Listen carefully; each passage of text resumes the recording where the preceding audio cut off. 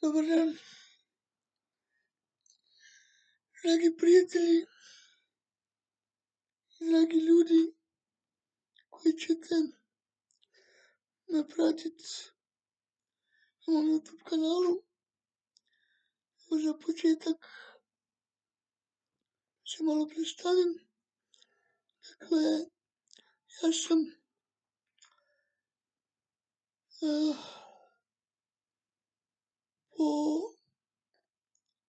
po zvanju išao sam u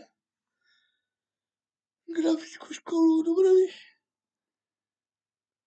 za grafički dizajn, za pomoćnog grafičara, međutim to nisam završio do kraja zbog nekih privatnih stvari. Onda sam preko kuće uz pomoć jedne prijateljice, magistrice teologije, učio teologiju i po njezinom mišljenju došao do stupnja prvostupnika teologije, ali to nisam završio službeno studiju zbog stanja koje vidite iz priloženog. Na svom kanalu ću pokušati pričati o razlozima zbog kojih neki od nas padnu u besmisao, u bezvoljnost i kako, po mojem mišljenju, izaći iz tih stvari. Također, što mislim da je bitno napomenuti, a to je da sam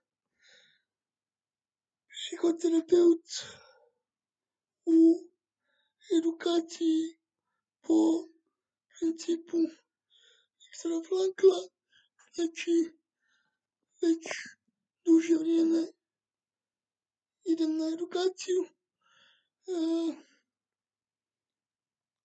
tako da smatram da imam određenog iskustva u tom pogledu, pa se želim u ovim videima iskušati u tom pogledu.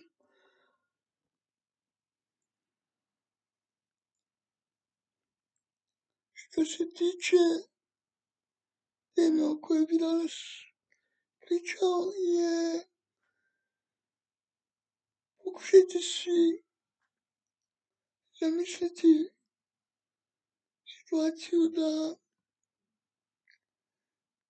jedno dijete koje ide u prvi razred osnovne škole, znači ima negdje 9 godina i sad u školi je i djeca ga počnu zezati da nema dobru frizuru, da glupo izgleda i to dijete se počne povlačiti jer povjeruje u to.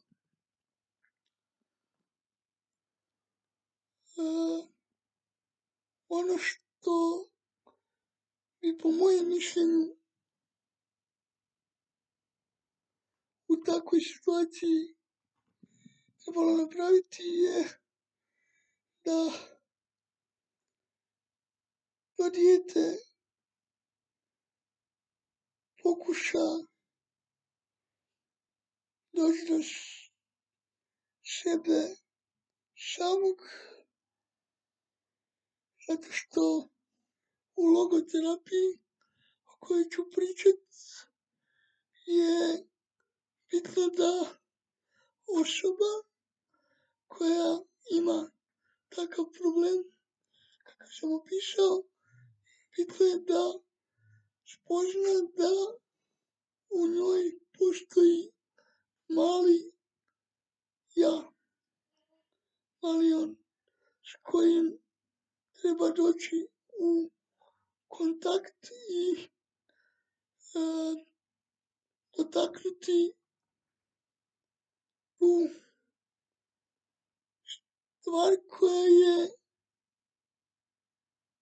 zbog koje su takve nezgodne riječi drugih aktivirale tu povučenost, tu izoliranost. Dakle, uvijek za takvo stanje postoji određeni razlog. Sad to dijete to mora pokušati naći u sebi, a to može biti, jedan od razloga može biti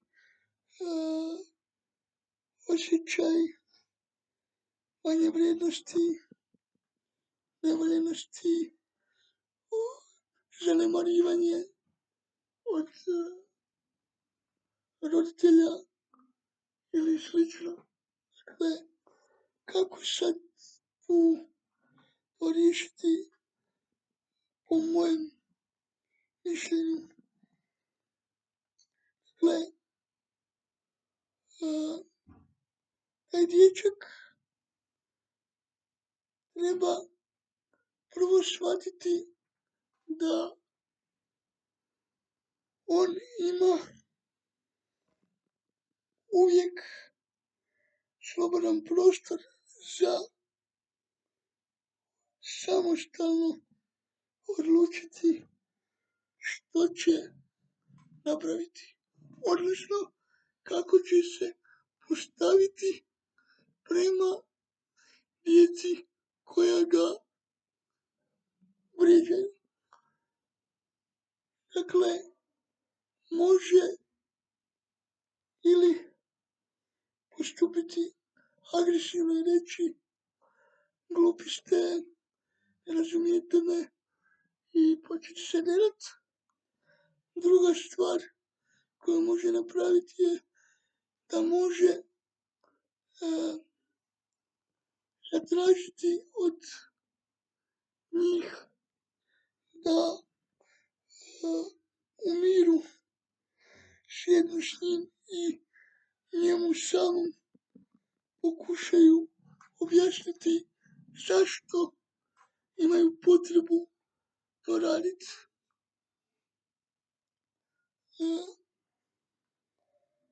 Znači, taj drugi korak najbolje dovodi do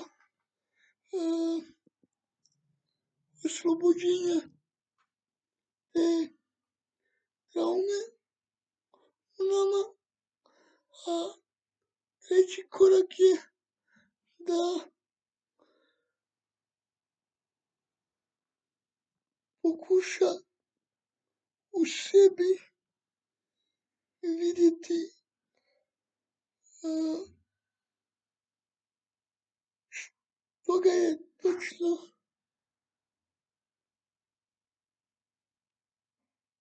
trigeriralo to napravi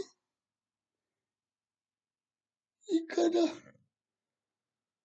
to shvati, to može riješiti na način da slobodi odluči da li će odgovoriti nekome ili ne i na koji način. Toliko tiče ove prve teme koje sam htio pričati, pozdrav do idućeg videa.